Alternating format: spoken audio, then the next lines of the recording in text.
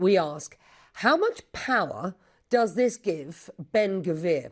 Well, my next guest was Israel's Deputy National Security Advisor, and he now specialises in Israeli security strategy. Chuck Freilich joins us now live, and I will put that question directly to you, sir. It's good to have you. How much power is this putting in the hands of the ultra-nationalist Ben-Gvir? First of all, let me just say former Deputy National Security Advisor. I think, well, first of all, we have to wait and see if this really happens. Israel in general and Mr. Netanyahu specifically are famous for coalition agreements that never actually materialize. And I think there will be great pressure on the prime minister, both from within Israel and from the international community, not to really give Ben-Gvir very much power here. I imagine he will have to do something just to at least to make it look good, because he wants to keep the coalition together. I imagine he won't want to go too far on this. If he does, it would be very dangerous. As you correctly noted, Mr. Ben-Gvir has been convicted of charges of terrorism and racism, and he's been indicted many other times. I spoke to somebody that you will know well yesterday as the news was breaking of the pause in this reform, Sir. Former Prime Minister Ehud Barak, who described the decision as such. Have a listen. National Guard is not a stupid idea. It's probably needed.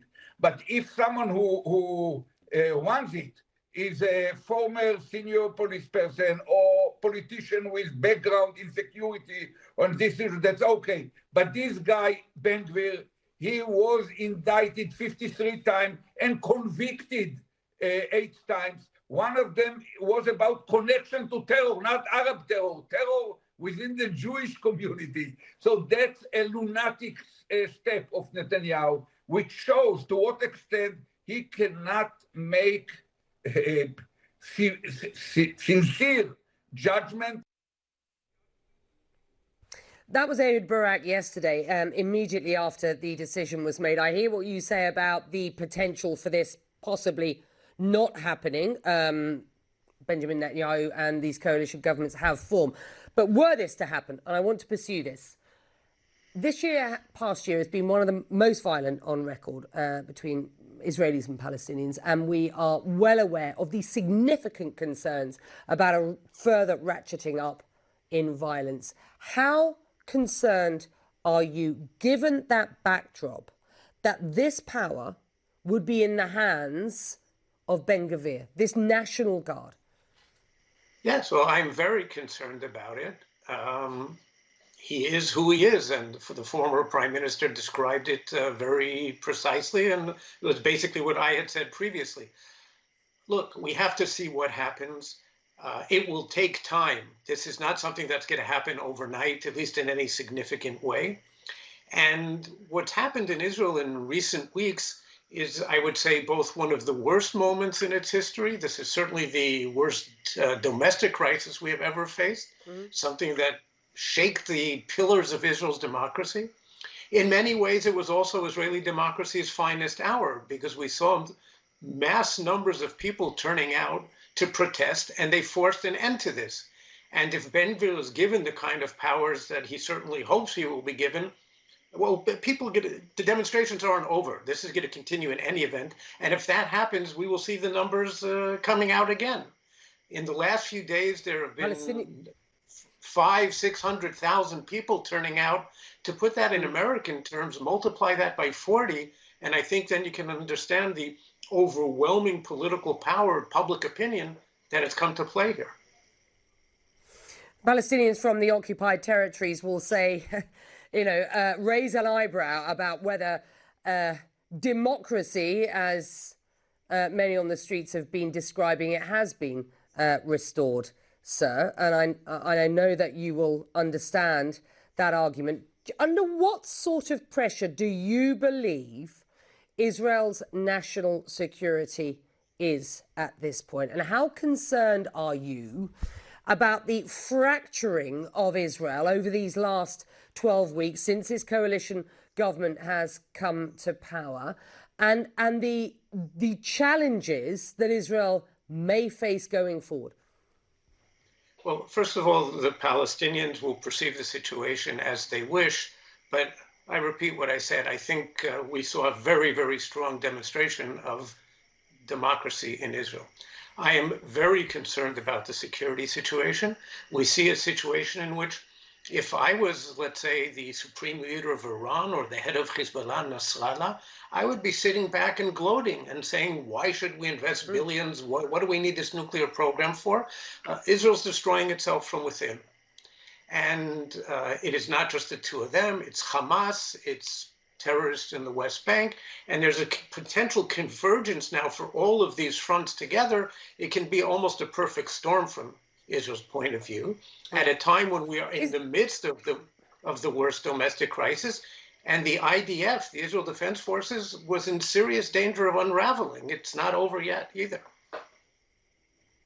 And Benjamin Netanyahu, his critics will say, has brought this on Israel himself, has he? Excuse me, I lost contact. How did it? Benjamin Netanyahu's critics will argue that this breakdown, this concern that you have just described about Israel's national security, is a direct result of the decisions or lack of decisions until yesterday that Benjamin Netanyahu has taken. I couldn't agree more. I think the Prime Minister's decision-making process in recent months is questionable at best, irresponsible in point of fact. And the truly remarkable thing is that Sunday night he fired his defense minister, who came out and said, I fully support the reforms, but we have to slow it down a bit and do it more consensually. And then 24 hours later, Netanyahu comes and says exactly that. We're going to slow it down and do it more consensually. It's quite unclear how he's making his decisions now. Is Benjamin Netanyahu just trying to buy himself some time? Clearly, he has been lent on heavily by Washington, as he is being lent on by the Gulf states, certainly those who have normalized relations with the Israelis, who are condemning action against Palestinians and the settler moves and the settler rhetoric. Is he just trying to buy some time here and get himself, a trip to Washington? Well, he seems to have gotten his trip to Washington, but I think what's really motivating this, and I'll step back for a second. The Israeli judicial system is an extraordinary system, and it was widely respected, considered one of the best ones in the world until 3 months ago. Now, any governmental system can be improved, including this one.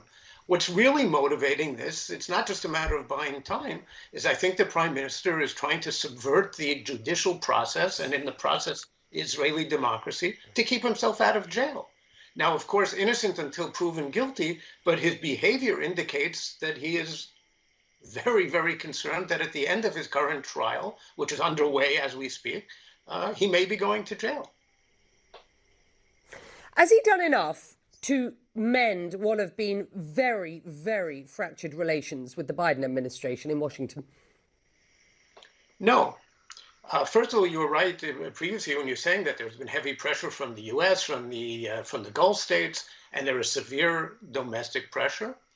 I think that U.S.-Israeli relations were headed for a very difficult patch in any event.